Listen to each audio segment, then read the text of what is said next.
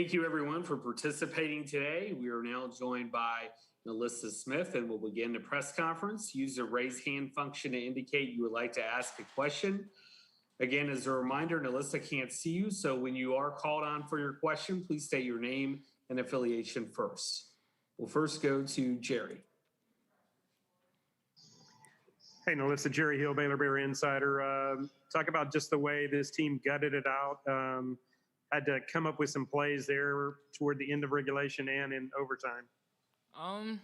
I mean, if it doesn't show today that we want to win the whole thing, then I don't know what to tell y'all. But this team just gave it their all today. I mean, this is a team I knew we were capable of being, and we finally get to put it on display. We'll now go to Teresa. Teresa Walker, the Associated Press. Your day, 11 of 11 from the field. How big did that bucket look to you today? It's crazy just to know, like, I played 40 minutes and didn't miss one shot. I mean, it hasn't sunk in yet, but that's a crazy number. We'll now go to Chad. Melissa, given that you made everything you looked at, were you kind of like, give me the ball, especially when they were making big baskets? Yeah, to a certain extent. Like, when I knew I was open, that's when I knew I could have got the ball. But also my teammates were scoring too. Like, Moon was scoring a lot. Dejanay was getting a lot. So, I mean, just feed the hot hand is really what I'm going with. And if you have a question, please use the raise hand function. We'll go to Michelle. Yeah, congratulations, Melissa, on that performance. I wanted to ask you, I know you guys were excited about getting a chance to play UConn during the regular season, and that game unfortunately got canceled. How excited are you that chance now to be in this, 1-2 matchup for the regional final? Oh, we're very excited. An opportunity to play a top team is what we thrive the most. So, I mean, we're super excited to play that game. Nikki? Hey, Melissa, can you hear me? Yeah, I can hear you. Nikki Latterlow with KCEN. First off, we're going to start calling you the bucket, if that's okay with you. I came up with that. And cool. I spoke to your family earlier this week, and your parents said they were so excited that fans were going to start being allowed in, that all your friends and family can come. How awesome was it to have this performance in front of your family and friends? It's crazy. I mean, I heard everything they were saying. I mean, I love playing in front of my family, love playing in front of all my friends. So, I mean, just for them to be there is super special to me. All right. As a reminder, when you are called on, please make sure you state your name and affiliation. Next, we'll go to Emma. Hi, Emma Bachelari from Sports Illustrated. What do you think it meant to you guys today to have a pretty balanced scoring effort with not only you, but also Moon and Dejanay all working? It just shows how deep the roster goes, just knowing that everybody can score the ball. If I'm not hot, then Moon's going to be hot. If Moon's not hot, Dejanay going to be hot. Or all three of us going to be hot at the same time. So, I mean, it just shows how deep our roster is. We'll go back to Jerry. Jerry Hill, Baylor Bear Insider. I'm not sure what the play call was there at the end of regulation, but was surprised it didn't go to you. Was there a play called there that went to Moon? Oh, yeah. We had ran. Yeah, the play was for Moon to get the shot at the end. Did you want the shot? Nah, I got all faith in Moon. She could take the shot again. All right, next we'll go to Chantel. Hey, Melissa, this is Chantel Jennings with The Athletic. Congrats on the win. This is kind of a good follow-up because it's about Moon. She does so much for this team, but she's a player who really sort of put in her time, and now she's having this huge senior season. What is it like for you to see her have this kind of a year? It's super special. I mean, a lot of people that don't stay the course nowadays. So just for her to stay the course and have to sit on the bench when she did and just seeing how she's performing now is super special, and it's a blessing that she's on my team. Next, we'll go to Michelle. Yeah, Melissa, what do you think are going to be the biggest keys in terms of the things you want to improve on from this round to the next? Just staying focused, resting our bodies. We're going to watch scout, and we're going to just guard them. All right, we'll go to Chad. Melissa, after winning the first two games by 40 points, and you mentioned if this game shows that you guys are ready to go all the way, is that because it was a battle tonight or today? games like this just show what your team is capable of. So playing this game, it just showed how confident I am in them, and yeah. Thanks.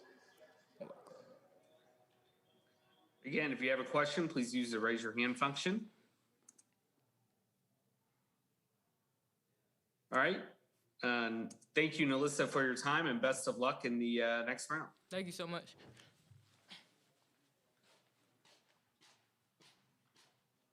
We'll be joined momentarily by Coach Mulkey. Please use this time to raise or lower your hand as necessary.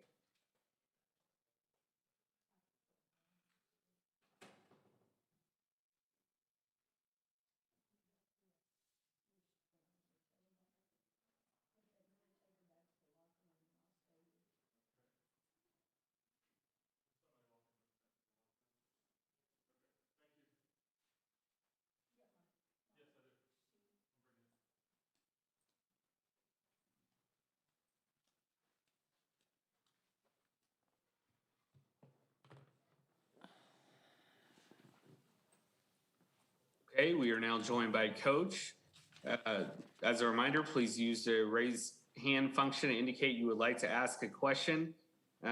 Also, another reminder, Coach cannot see you, so when you are called on for your question, please state your name and affiliation first. We'll first go to Jerry. Jerry Hill, Baylor Bear Insider. Kim, Nalissa's game, I mean, I think she tied an NCAA regional record, 11 for 11. Just talk about what she brought you. I mean, you had other players, but obviously she had a huge game.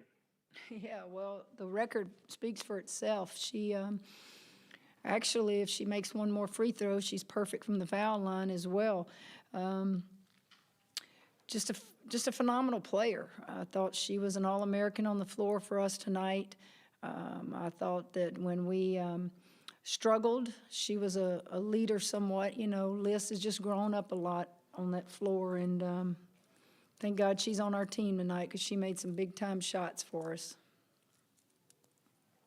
We'll go next to Teresa. Teresa Walker, the Associated Press. Coach, now you get into this next round against UConn, a game that wasn't able to be played this season. How much does it mean to get to this, get back to another final, regional final? Well, it just means a great deal to get to an Elite Eight. We've got a ton of those in my 21 years at Baylor, and it matters to us. I thought our crowd was outstanding. They helped us. Just a lot of Baylor people throughout the arena. I don't know that it matters that it's UConn as much as it's more important to our program that we're in another Elite Eight. Now, you know, we didn't get to play them because I came down with COVID, and you know, it's two programs that have, I think, won the most national championships with their coaches that are currently coaching. Obviously, Pat Summitt and what she has done will never be forgotten, but I think they have 11 and we have 3, and, you know, down the pipe, Stanford has 2 and Maryland has, you know. So it's two programs that are very proud. I'm certainly not going to outcoach Gino, so our players better they better compete and try to outplay his players. We'll now go to Chad.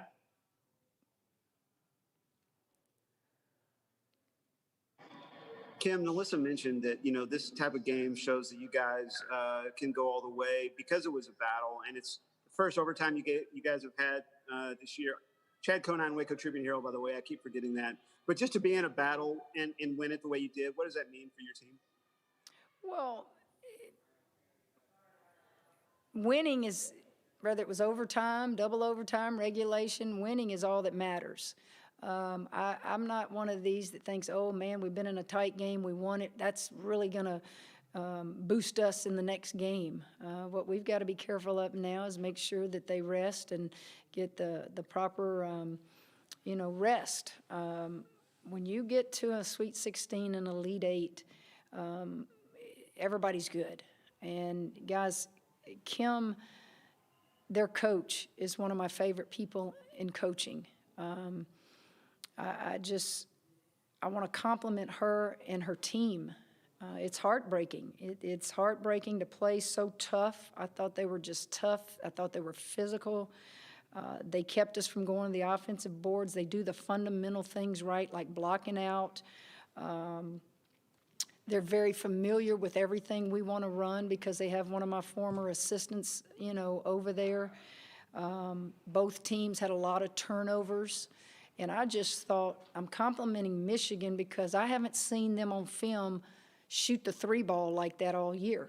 But it's tournament time, it's playoffs, it's do or die, and people step up. And Hillman, we know, is a great player. I thought we contained her pretty much, but they had kids who barely averaged scoring, and they were hitting threes. So almost doubled the number of threes that they average, all year. So I want to compliment them. I know how it feels in a locker room when your season's over.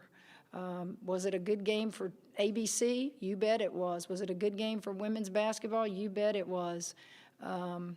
We made just enough plays to win it. I thought Queen struggled, got that very first foul 10 seconds into the game, and I don't know if that affected her. I don't know if it was Hillman that affected her. But what Queen did do is she got the big offensive rebound there when it was a 2-point game, and she made one of 2 free throws. So you go in that locker room and you acknowledge the other team, but you also give yourself some credit. Michelle. Yeah, Coach Mulkey, it's Michelle Vogel from ESPN.com. You mentioned you and UConn having, the most championships of coaches that are still coaching. Can you talk about how the fact that you two have done this for so long, to have that target on your back the way that you have and the way that UConn has, what does it take to be able to do that year after year? Michelle, 21 years ago, I became the head coach at Baylor University. Actually, it was April 4th of 2000, and it seems like an eternity ago. Baylor was bottom of the Big 12. Last place. They had won 7 games the previous year. You work. You roll your sleeves up and you work. And in 5 years, we won our first national championship. The hard part then really began. While doors opened and it allows you to go into these great players' homes, our program wasn't built with the McDonald's All-Americans. Our program had to be built with people who took a chance on me and Baylor University, and I won't ever forget that. So leading to answer your question is, it is very difficult to sustain something that is an elite level. You see programs who are Cinderellas and they do this up and down. Then you see those that stay, kind of in the middle and have good programs. We want to stay up here, and we want to play for championships, not only in the NCAA playoffs and the tournament, but in the Big 12. And it's not easy. It is not easy at all. Doug. Hey, Coach. Doug Feinberg, BAP. Good to see you. Congrats on the win. Thank you. I know you just talked about, it's just about winning. It doesn't matter if you win by 50 or 2. You just have to win at this point in the season.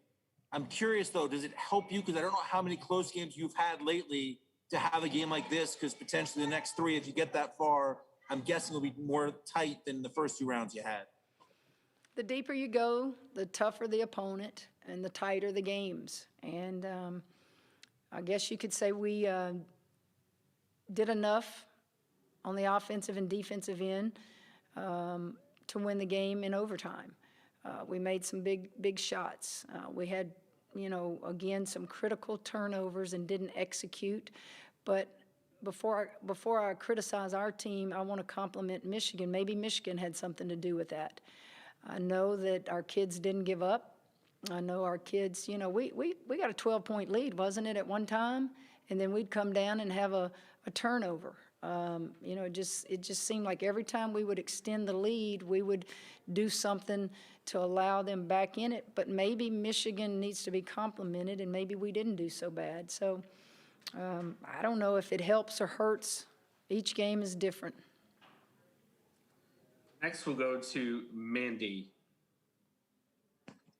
Hey, Coach. Mandy Knight, Fox 44 out of Waco. And so obviously you were talking about this was a phenomenal game for ABC, for women's college basketball. Just taking a step back, how proud does this make you just to see all of the pieces come together in this incredible battle-tested type game? Well, I'm proud anytime we win. I'm proud for the program, first of all, and then for each player collectively and individually. And there's a lot of players on that floor that were big-time role players and didn't get the minutes when we won the national championship, which is the last time any of us ever played in an NCAA tournament. There's a lot of kids on that floor in critical moments tonight that weren't on that floor, and great experience for them. So yeah, I'm proud, and I don't take it for granted. Do you know how many teams would love to play in an Elite Eight? I don't know if we can get past Connecticut. It's going to be hopefully a good ball game. But what I do know, win or lose, we're right there again fighting for a national championship. We'll go to Jerry. Jerry Hill, Baylor Bear Insider. Kim, you talked about making plays to win this game.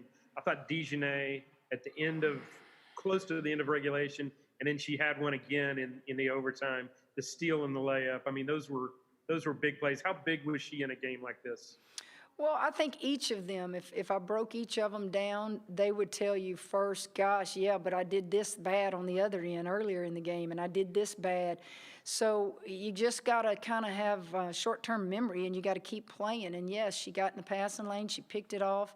That's experience. That's someone that, she shot some threes and wasn't making it, and then boom, she hits a big three for us. So that's the nature of sports. It's particularly the nature of basketball. You gotta flush it and move on to the next play. And I think her experience and having been in college as long as she has and played against big-time opponents before we got her when she was in the Pac-12, and she's healthy, and it's just allowed her to not get too flustered or too high or too low. Next, we'll go to Spencer.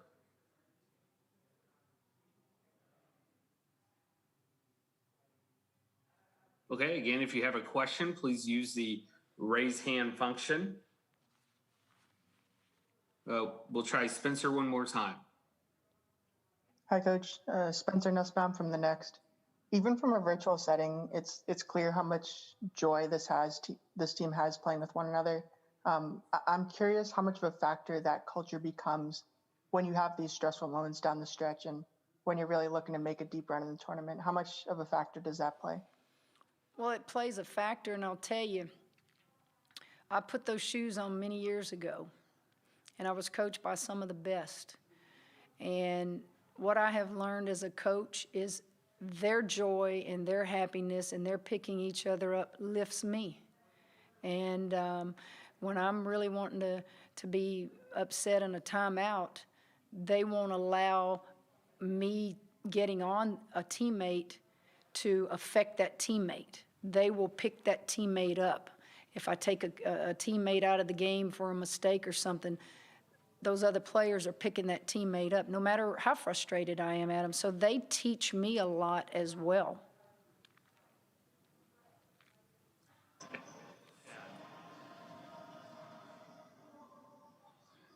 Chad Conan, Waco Tribune Herald.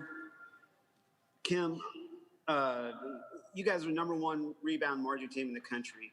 Michigan was #7, I think. UConn is #6. You mentioned what Michigan did well to rebound today. But, I mean, is it just going to be in that type of game again on Monday night? Well, it could be. You're looking at two programs that value defense. I'm going to start with field goal percentage defense. I think Baylor and UConn are in the top 3 in the country in field goal percentage defense. Then you look at rebounding.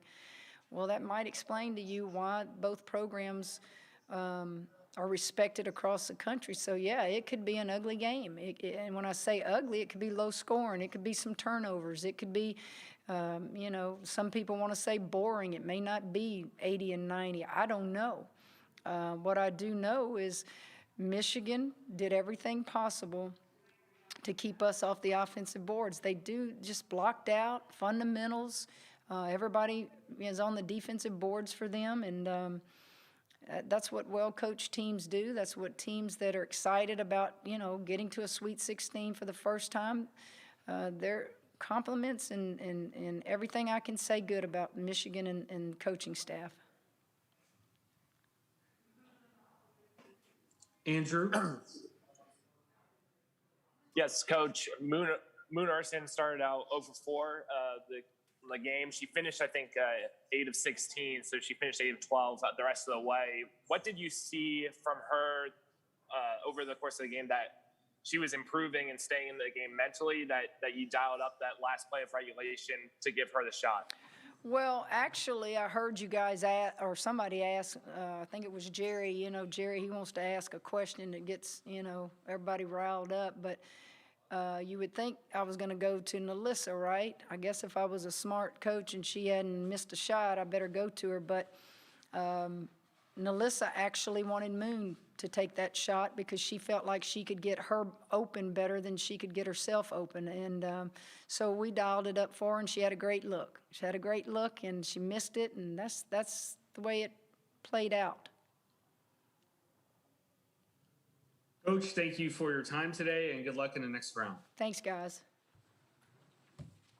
That'll wrap it up for today's press conference. As a reminder, Baylor's press conference tomorrow will be at 9:30 a.m. Central Time. Again, that is starting at 9:30 a.m. Central Time tomorrow. A recording of this press conference will be posted in the NCAA Digital Media Hub at ncaa.baritone.com. Thank you for joining us.